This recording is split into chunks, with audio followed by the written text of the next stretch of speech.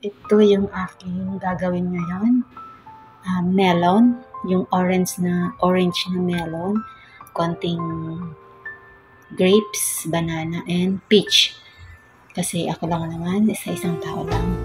So, umpisahan na natin. So, ito na, nabalatan na natin. So, umpisahan na natin mag-blend.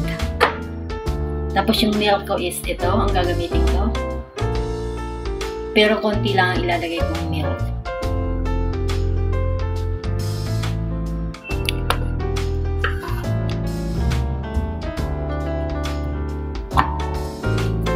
Lagay na natin sa blender. Melon. Good for one person lang ito. So, kinamay ko na kasi ako lang naman. At saka malinis na lang aking kamay. At saka konting gatas.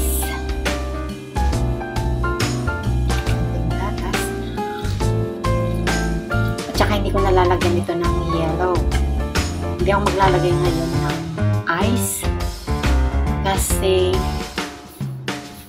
kagagaling ko lang sa ulo. So, iwasan muna natin yung masyadong malamig. Lalagyan ko ito ng ice, yung bilog siya, yung ilalagay ko lang sa baso. So, umpisahan na natin.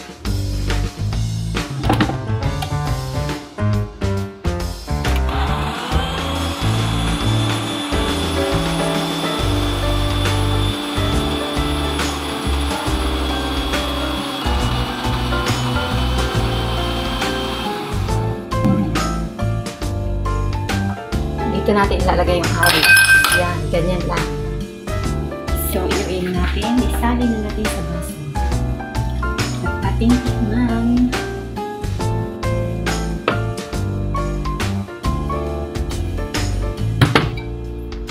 Meron natin to guys.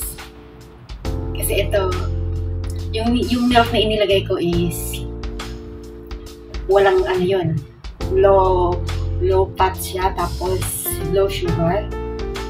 So, konti lang ang inilagay ko dito.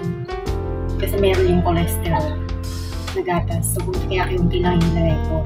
Tapos, itong blend natin na fruits is matamis na. Yung saging matamis. Yung grapes, yung melon, yung peach is matamis. So, hindi natin kailangan mag-add ng sugar. Ito, maganda to. Kaya try nyo guys. Lalo kung lagi kayong kumakain sa mga fast food or lagi kayong kumakain ng mga fried or mataas ang cholesterol nyo, yung uric acid nyo, pwede itong yung gawin para mabawasan. Ang pabawas lang naman.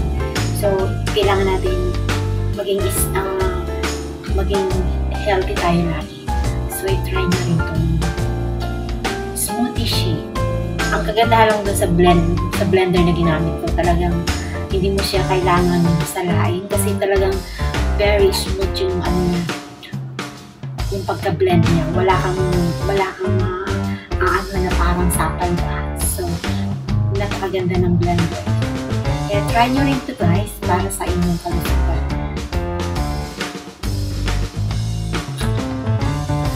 Ang sarap.